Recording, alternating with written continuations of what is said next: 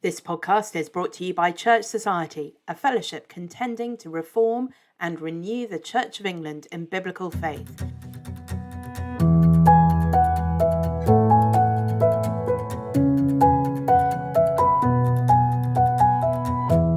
You'll find more information about Church Society and all the things that we do on our website, churchsociety.org. You'll also find there the full archive of the podcast. And welcome to the Church Society podcast. I'm Lee Gatiss, the director of Church Society, and I'm also the series editor of a new Bible commentary series, the Hodder Bible Commentary. And this podcast is part of a series of interviews with the authors of the Hodder Bible Commentaries, all about their work. We hope that this will build into a great resource on the podcast with introductions and overviews of every book in the Bible, a great help to preachers and Bible study leaders everywhere. The Hodder Bible Commentary aims to proclaim afresh in our generation the unchanging and unerring Word of God for the glory of God and the good of his people. It's a 50-volume commentary on the whole Bible, seeking to provide the contemporary church with fresh and readable expositions of Scripture, which are doctrinally sensitive and globally aware, accessible for all adult readers, but particularly useful for those who preach, teach, and lead Bible studies in churches and small groups. Building on the success of the Hodder NIV Proclamation Bible, we've assembled as contributors a remarkable team of men and women from around the world. Alongside a diverse panel of trusted consultant editors, they have a tremendous variety of denominational backgrounds and ministries.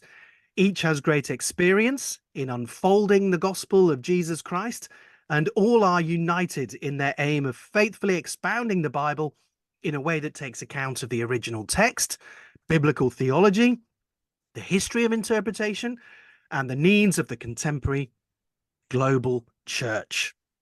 Now, these volumes are serious expositions, not merely technical, scholarly works of reference, but not just sermons either. So somewhere in the middle, as well as carefully unpacking what the Bible says, they are sensitive to how it's been used in doctrinal discussions over the centuries and in our own day, though not dominated by such concerns at the expense of the text's own agenda.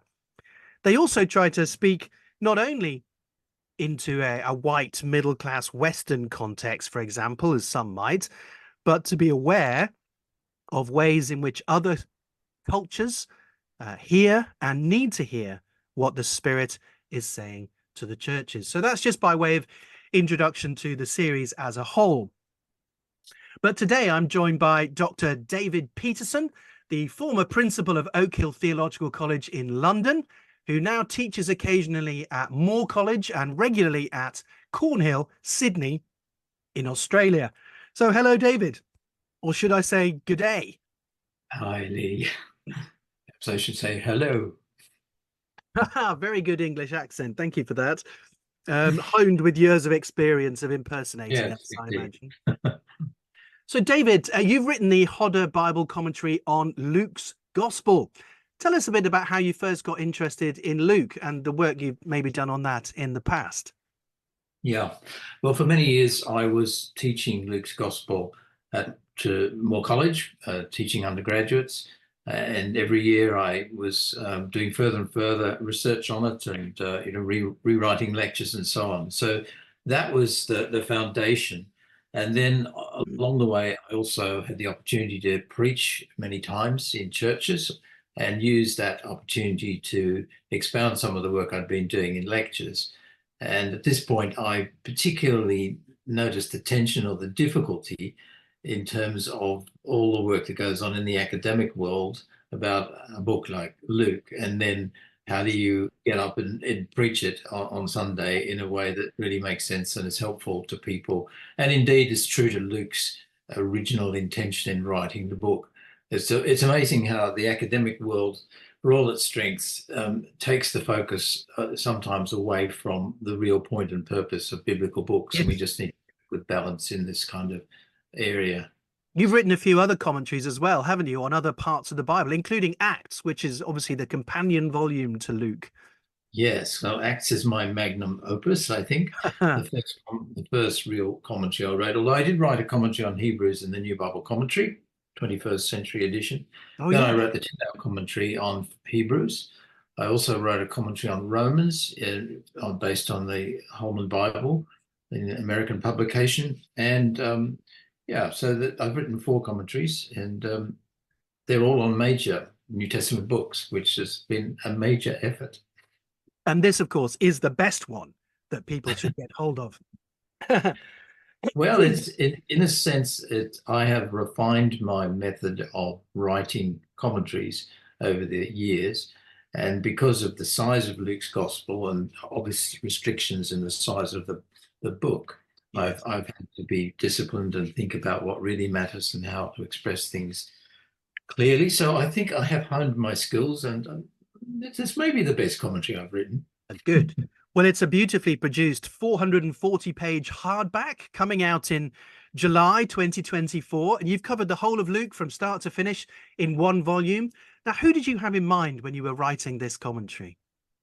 Well, definitely preachers first and foremost, but through them, people who also want to lead Bible study groups or teach in Christian schools or other contexts, and of course, people sitting around in their home groups or in the churches. Ultimately, there's not a great deal of difference, but I guess the point about the commentary series is helping preachers to systematically work through books and work out where to put the emphasis and how much theology to bring out of the text and what are the lines of application and so on. Yeah, it's really useful that the text of Luke is included in the commentary itself with the NIV version, so that I have the text and the commentary together in one book. Might actually be quite useful for quiet times, because you only need the one book in front of you for that. But in a big book, it's very easy to lose sight of the big picture. So what is the big picture in Luke, the melodic line, so to speak, which you want us to keep hold of throughout the whole thing?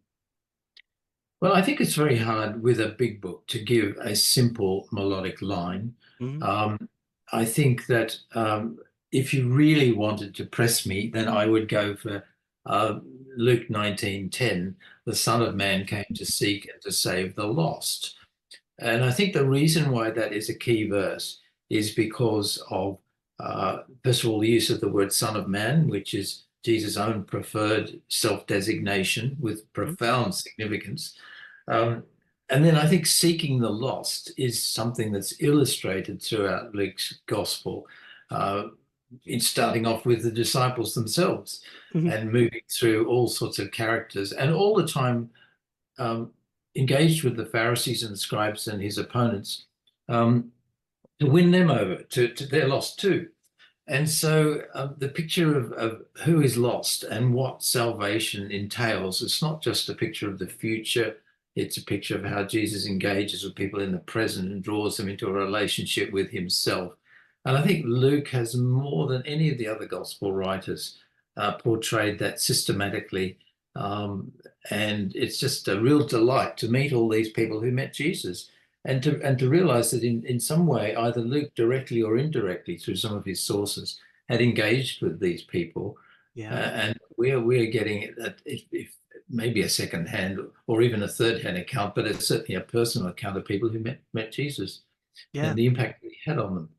That theme of the lost is very important. Luke's the one who gives us the parable of the lost coin and the lost sheep and the prodigal son right in the middle there in chapter 15. That's really helpful. And the salvation terminology is used more in Luke's gospel than any of the others. Oh, okay. So that's very prominent. Yeah. Who wrote Luke? Who is Luke? And when was this written? Yeah. Well, I mean, the very first the extant manuscript from the 2nd century, right at the beginning, names him as Luke, and relates him to the beloved physician in Colossians that was mentioned by Paul, and the Luke who is with Paul in Acts as he goes around from Ephesus onwards in the book of Acts. And and the early Christian testimony is pretty much convinced or convincing about this, that it was Luke, the beloved physician, who was, I mean, being a medical doctor, he had some capability, intellectual capability. He was obviously a good researcher, very interested in history, as a lot of doctors are. And he brings his competence to the gathering of the material, putting it together, and the writing of a superb document. So he's part of Paul's circle, you think? Because he's mentioned in Acts as, there are those we sections in Acts where suddenly the author of Acts is with Paul in the narrative itself, and so he's obviously part of the Pauline circle, as it were, of in Paul's mission agency. And that means that he also had the opportunity to meet other people who had connections with the past. So there's a very interesting part in Acts where the whole party with Luke with Paul goes up to Jerusalem, and when they go, they meet people from the past like Agabus and early Christian witnesses who would have been able to pass on to Luke information that he then collected and put into his gospel, as well as his second volume, the book of Acts. Very good. So what are some of the major themes in Luke that we should be looking out for if we're reading through it or preaching through it? What are the big themes? You mentioned a couple already, the lost and the idea of salvation. Tell us a bit more about the major things. Sure. Well, obviously Christology, that is who is Jesus, is the first one. And the amazing thing about Luke's gospel is in the opening chapters, it comes as close as it can to saying the same thing that John's gospel says, that the word became flesh and dwelt amongst us. So there's this expectation at the beginning of Luke that God is coming, and John the Baptist is preparing for the coming of God. It says that it's so clear from Old Testament references and so on. But at the same time, the Messiah is coming, and Zechariah proclaims that God has visited his people, and yet this is associated with the coming of the Messiah. And it's that paradox. How can God visit his people and the Messiah come at the same time? Well, of course, they're in the same person. But that sort of tension is there throughout, that, Jesus raises somebody from the dead, and the people say, a great prophet has risen amongst us. There are different ways of looking at who Jesus is. The servant of the Lord, it comes through at the baptism and in other contexts. So Messiah, son of God, and then Son of Man, as I said before, is a really significant self-designation in all of the Gospels. It alludes to Daniel chapter 7, the man-like figure who appears with God in the heavenly realm, seated, enthroned over the nations, part of the final judgment and so on. And when Jesus identifies himself as the Son of Man, or that Son of Man, he's having that kind of allusion back to Daniel 7. But the paradox is that he's on earth, he's forgiving sins on earth, he's healing people on earth, he's telling people about how to keep the Sabbath on earth. So it's a very significant title that Jesus uses for himself, and yet it's part of the kind of secrecy motif that he hasn't come straight out in the open and said, I'm the Son of God, I am the Messiah, you should follow me for that reason. He's talking about the Son of Man, even in the third person all the time. The Son of Man says this, the Son of Man does that.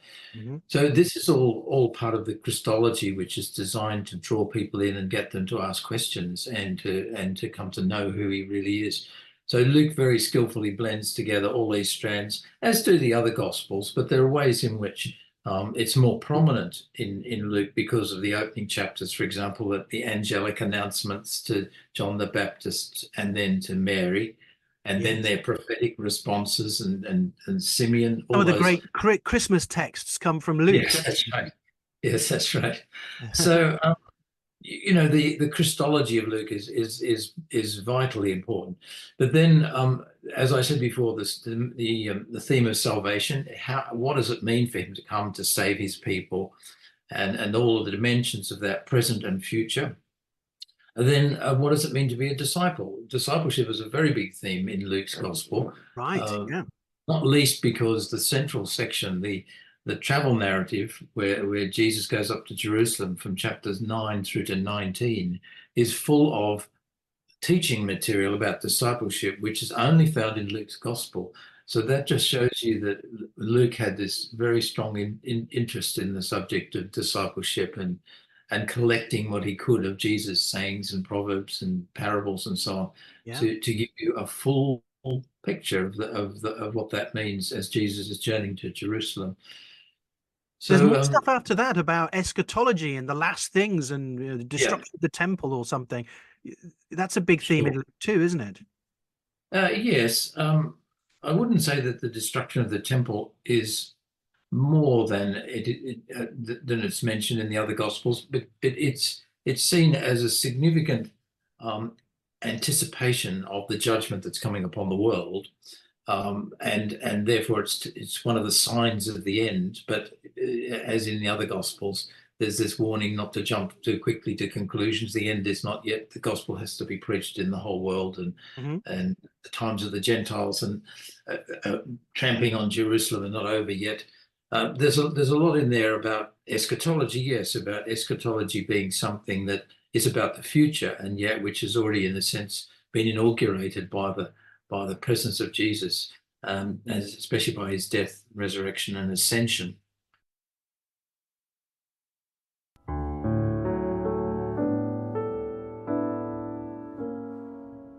Church Society presents a new book, Gathering Our Prayers Together, 60 Reflections on the Anglican Collects.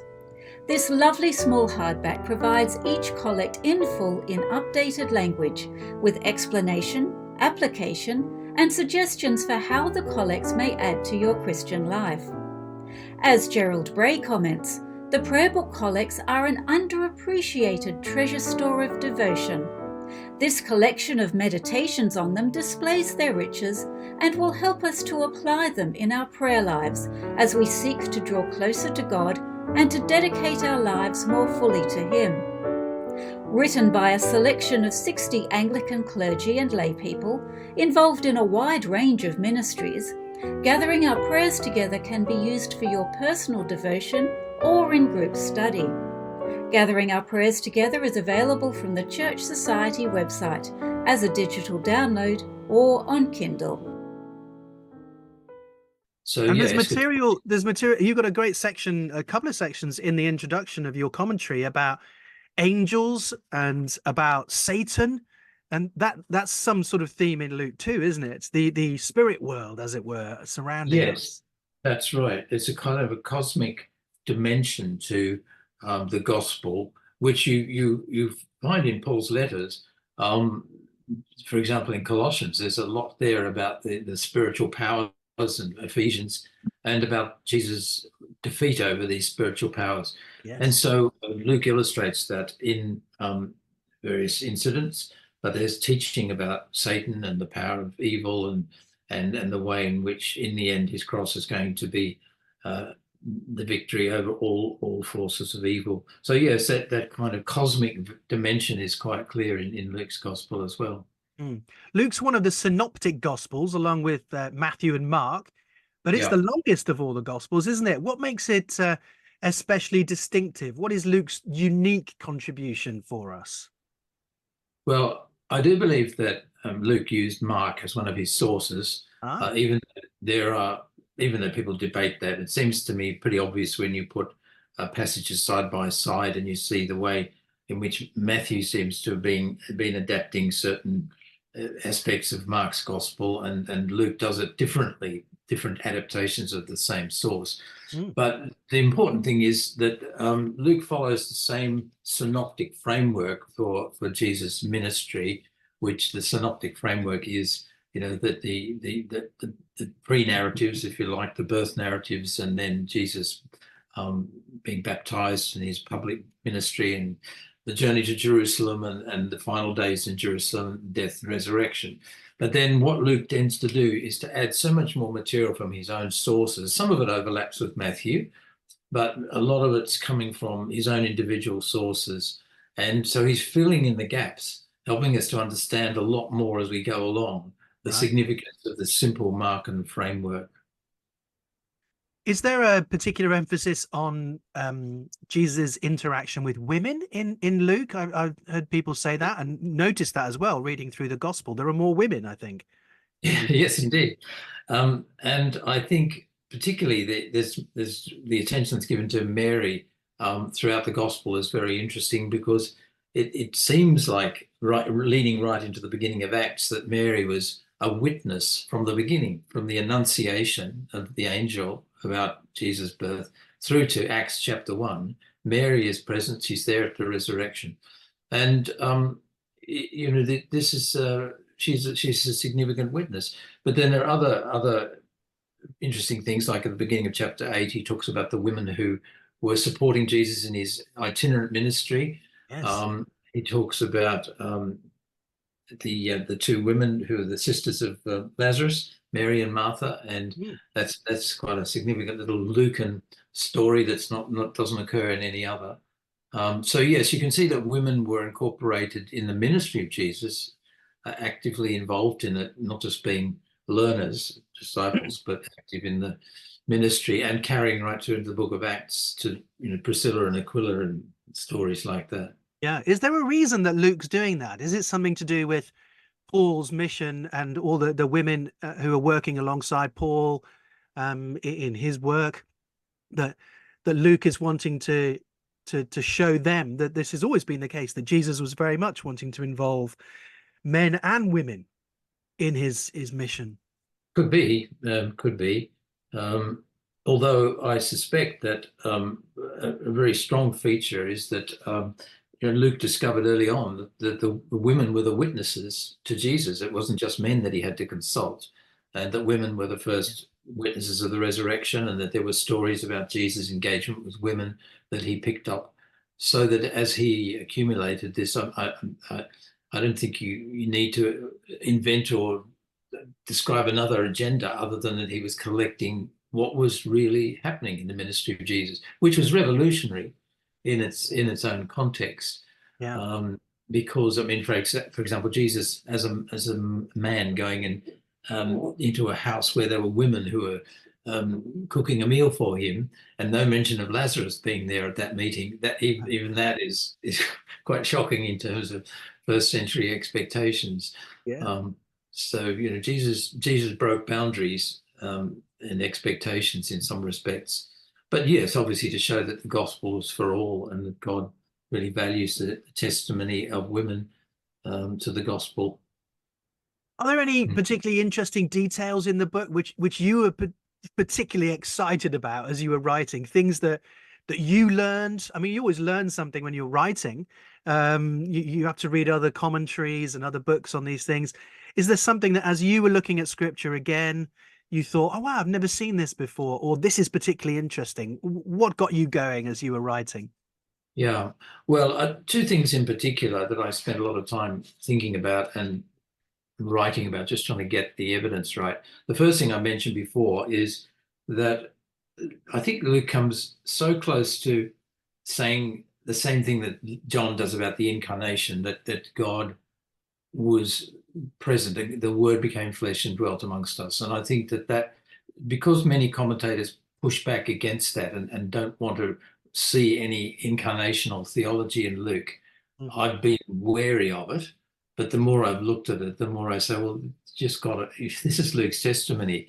He has this full-blown view that God is manifested in the person of Jesus, and being a follower of Paul, it's not surprising that Luke would have that viewpoint. But just to see it being articulated in various ways, I think is important. Why are scholars wary of that, David? What were they worried about? What do they think is wrong about that? It sounds very obvious to a Christian that there would be incarnation. So what do you mean exactly by that, and why are scholars wary of it? I think unbelief. I think that there are various levels of belief that you see manifested in scholars, and some of them just pull back from the full-blown incarnational theology, that you seeing that as a later, if you like, expression of John and not the original teaching of Jesus or of the testimony of the witnesses. So, I think it's got to do with belief and the way in which people think that the Christian gospel evolved or that Christian theology evolved. There's a kind of there's an evolutionary theory of theology that people Yes. read into the New Testament, I think, and not believing that these things could have been spoken in the first place, and that's the real worry, I think. Right. So Sorry, you said there were two particular yes. things that you were Well, interested the other thing is that I spent a lot of time working on Jesus' sermon at Nazareth in Luke chapter 4 in. about what he meant by coming to preach to the poor and all that sort of language, which is from the Old Testament, because there's been a division amongst Christians about whether Jesus had a socio-political agenda and whether this was a call to implement a jubilee, as in the Old Testament, where that Jesus wanted people to go out and care for the poor and needy and change society and so on. Now, so there's a kind of a division amongst even evangelical commentators about how much we should go down that track. And so, I mean, I've been greatly helped by other people like David Seckham, who's written on this in terms of pulling back in terms of what the actual text is saying and what the implications are. Who are the poor? They're not just the socio-economic poor. That it's the poor, spiritually poor. Jesus is dealing with people who are needy in all sorts of ways.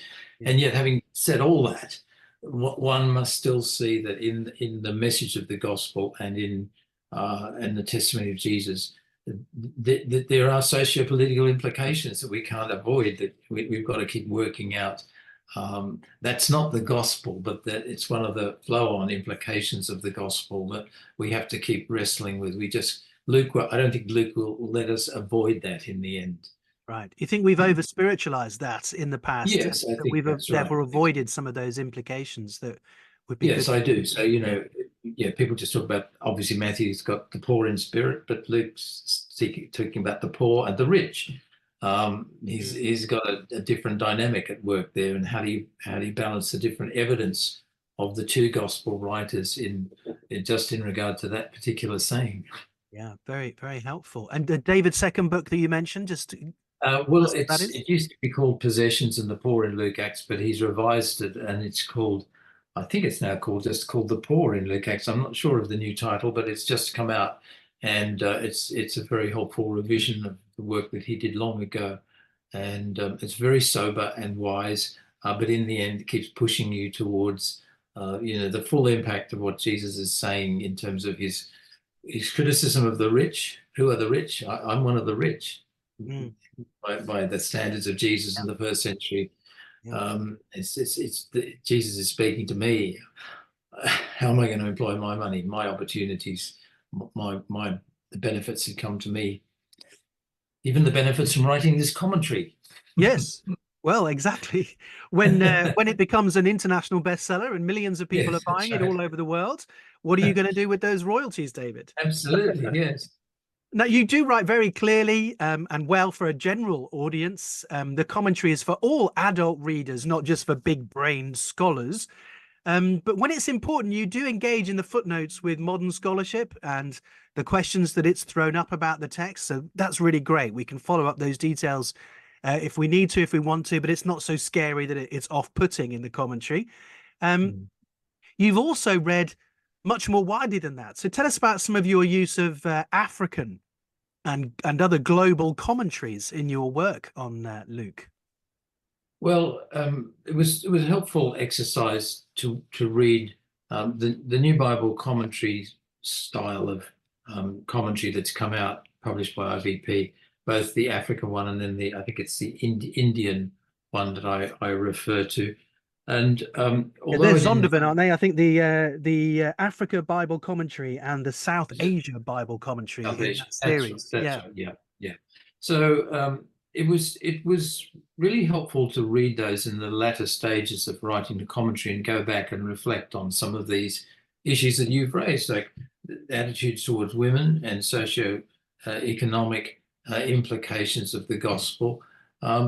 and also the issues of discipleship and maturation of believers. These are big issues in those cultures, and they have some interesting perspectives on them. And I didn't agree 100% with everything that was being said, but I was stimulated by it, and I certainly interacted with them. And so it was good to have a voice from outside my own culture, which was in some senses a culture closer to the New Testament culture Right. Than we are. But Really you know, good, really helpful. And that's a sort of a humility thing, isn't it? When you're writing, you want to hear what people who are not like you might have seen. They might observe things that you would never yeah, observe. Um, yeah, that's really definitely. helpful. How are you're there at Cornhill in Sydney teaching preachers and teachers of the Bible? How would we preach through Luke? Can you just do it in one term as a sermon series? No, it's too big for that, isn't it? I think it's Have too you got big any for that. advice on that? Yes, I do. First of all, I think it's a great mistake to try and preach the Gospels too quickly, a chapter a week or something like that. Right. Um, I think people get indigestion from that. I mean, talking about the congregation, and I think preachers tend to skate over the top and just give you a fairly superficial resume of the story and a few pious thoughts. I think if you're really going to go into it properly, you need to um, just be careful about the length of the passages. So, as you will recall, there are 24 chapters in Luke. You could preach it in a year, 3 terms of 8, with gaps in between. I think there's something to be said for, let us say, preaching for 8 weeks, and then maybe preaching on something else and coming back to it. But even that will give you a chapter a week for 24 weeks, and I think that's probably a bit too much text to fit into people's brain and to reflect on adequately. So I still think that the three, interesting enough, the 3 divisions are quite good. Chapters 1 to 8 is the kind of introductory ministry of Jesus, and then 9 through to 19 is the journey to Jerusalem, and then the last 8 chapters are maybe my maths is not right, but somewhere along there. The last chapters obviously would be good for even another year. I know some people who've preached on Gospels at the beginning of each year, and they maybe do for 8 to 10 weeks and just keep going until they've done it. But I certainly would advise spreading it out. What I've tried to do in the commentary is to divide it up in ways that people could see how to preach it. That is, in terms of the length of the passages and the amount that needs to be said on them. So when you come to Jesus' Sermon on the Plain, even though it's only just one chapter, well, it's not even the whole chapter 6. There's an awful lot to say about that. It's so distinctly Jesus and really needs spelling out. You can even But do a then whole series on that one chapter. you could, yes, you could. But then there are other narrative sections that perhaps don't need such a long exposition, and so you have to be the judge of the length. I certainly hope people don't spend over much time on the genealogy in chapter 3, and yet the genealogy connects to the baptism of Jesus, so I put them together. But I think one of the ways in which the commentary could be really helpful to preachers is just to look through and see the way in which I've chosen to divide it up and the attention given to the different sections. One of the things I remember you teaching me at Oak Hill when I was a student there, back in what historians like to call the last century, you forced us to think about what the connections are between the different episodes in the gospel. So if you get to the end of one episode, you would preach on that, but when you come to next week, what's the connection between the next passage and the last one and the next one, and how do they fit together? They're not just random stories thrown down for the sake of it, but there's usually connections, and that's a very fruitful thing to be pondering. It's part of the issue of working out the context.